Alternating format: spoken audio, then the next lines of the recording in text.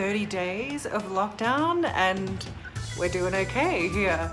So it's Sunday and I thought it was time for some reflections on this amazing juice cleanse process that I've done this week. So when you think about the first couple of hours of your day in this new world that we live in, something to think about actually how many chemicals are in your life, just in that first couple of hours. Think about it, your toothpaste, your shampoo, your soap, your deodorant, your coffee, your low-fat milk, low-fat yogurt, your dairy-free yogurt or milk, your almond milk, your toast, your cereal, your croissant. The list goes on. Your toasted cheese sandwich. The list goes on. All have chemicals in them in some shape or form that people really aren't that conscious of. Think about that I've just talked about the first 2 hours of the day. Think about the rest of your day. How many other things that you're eating during the day that would have a chemical in them, that have been processed in some shape or form.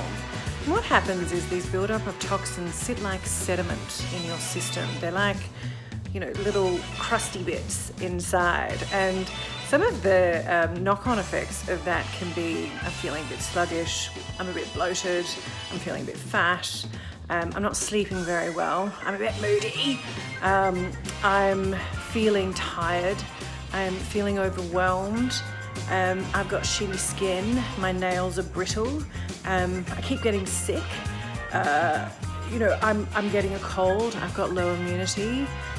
The list goes on and on and on and on and on and on of all the possibilities that toxins can cause.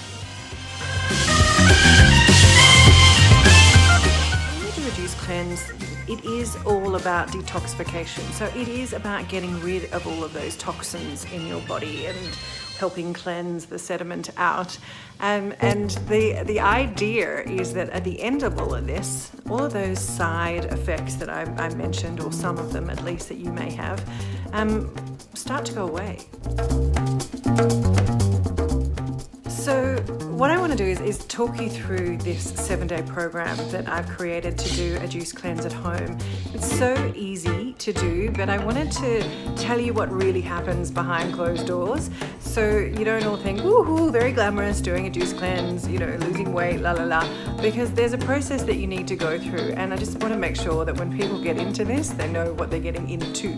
So here we go. It's 2 days of eating purely fruits and vegetables, but you really need to make sure that you wash those fruits and vegetables so you get all the herbicides and pesticides and all that chemical gunk that they put on it to grow them these days. And it's the removal of everything processed. So no wheat, no dairy, no proteins, nothing in a can.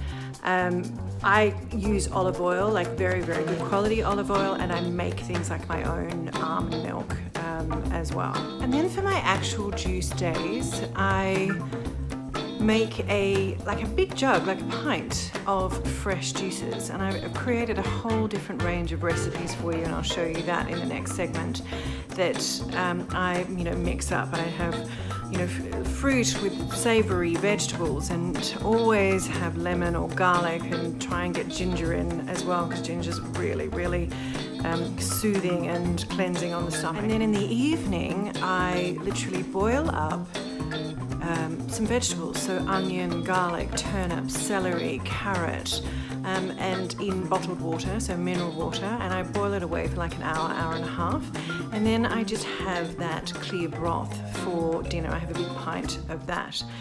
And a lot of people start to say, you must be so hungry, but it's really interesting what you observe in a juice cleanse.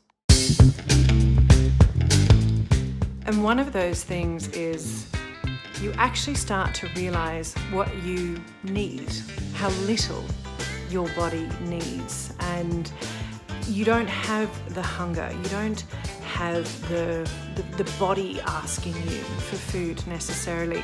That's a mental thing. You certainly start to fantasize about the meal that you're going to have at the end of it, and your favorite food, and what you're going to go and pig out on, sure, but that's the mental state. That's not your body, that's not the engine telling you what it actually really needs.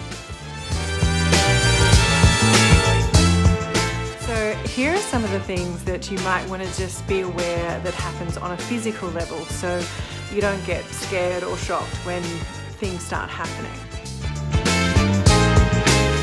So, your tongue is one of the first things that you'll notice goes really white. And this is because your body is pushing out toxins. So it gets this really furry, film over it, and your teeth get quite furry. This is a good thing. Don't freak out. This is your body going, getting rid of toxins. So it's telling you it's working. It's a good thing. And the next thing is, we all need to talk about this, is your poo. Your poo is an amazing thing to watch and to be very proud of, to see how things change. You'll notice as the week goes on, you will become more regular at, as I say, dropping the kids off at the pool, and they will become lighter, a lighter brown and more solid.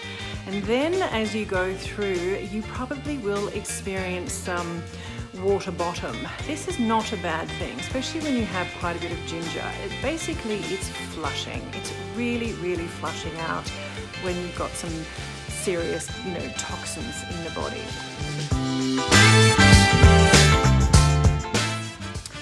The other thing that you will notice is the bags under your eyes, if you're in the over 40 bracket, will start to clear and go away. This will be a nice surprise for a lot of people who are a bit more mature. And then the sleep. So your body will just sleep through this process. You may have a sleep in the mid-morning for an hour and a half. You may find you'll sit down to read a book and you'll just pass out in the afternoon. Let your body do that. It's healing. It's taking its time just to regenerate and rejuvenate. And then you will sleep overnight, minimum 8 to 9 hours. And then you start to wake up feeling really refreshed. It's quite phenomenal, that morning sensation when you wake up and go, zing.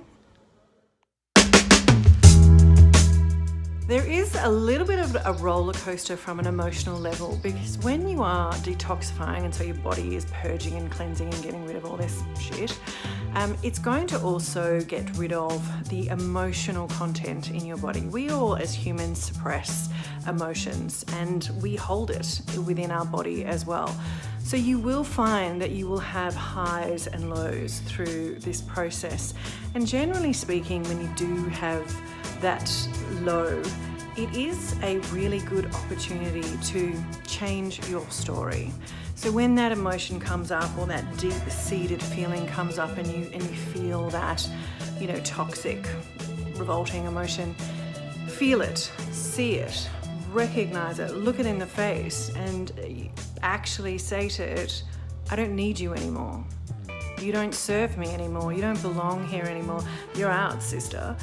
And then replace it with something new. Change your story, shift the mindset, recreate that story around that situation that emotional memory was all about, and change your mindset so you remember the new story that you create for yourself. That, my friends, is very liberating.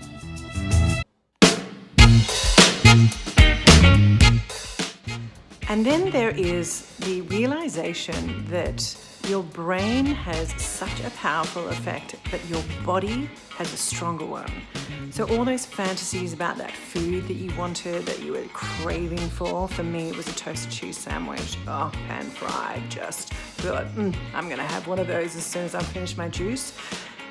The body was such a stronger influence over me to say, no, I don't want this, this is not for me today. And maybe next week I might want that, but it was a wonderful thing that my body was telling me, the real computer need inside was saying, not today, sister. So while I was on the fast, I was doing a little bit of cooking. So I made some pickles and some fermented hot sauce, And I thought I'd try my hand at making hot cross buns because then I could give them out to people and not have to eat them. But as I'm one to fess up, I had to try a hot cross bun, and I had half of one with butter on it on Saturday morning, and it was damn tasty.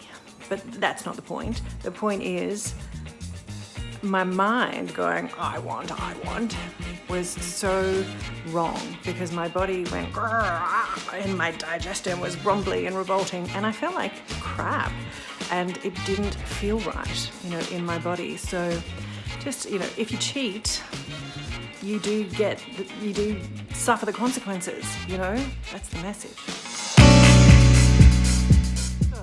The good news is that I lost 3 kilos in weight, so that feels good from a body perspective. But I also have higher energy as well. Like today I've woken up, I'm feeling very, very refreshed. I slept 12 hours last night, so that's incredible. But I'm really feeling great, and it's given me this motivation to be very mindful and to be very conscious about what's in my food, about how I consume food and the types of toxins that I'm letting into my life. Another good thing that came out of this week for me was the motivation and idea to do a little series on what's in food today. So I'll start doing a segment on my YouTube channel to help you understand about the different chemicals that are in food and the different toxins that come within our food production system. I've worked in this industry, I know a lot about it, and I think it's a wonderful thing to educate people about what's in food today. So stay with me, that's going to come soon. Do I believe that you are what you eat? I don't know, I think it's a bumper sticker. But do I believe that you have to be responsible for what you eat because there's always a consequence? Yes, I do.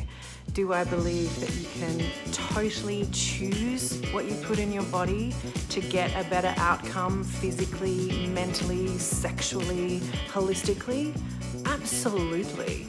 Do I believe that food can heal? 100%. Do I believe that food is the most powerful element in terms of how you show up in the world outside of your mental state? Absolutely. These are lots of things to think about. It's a Sunday. I like to reflect, and I thought I'd share.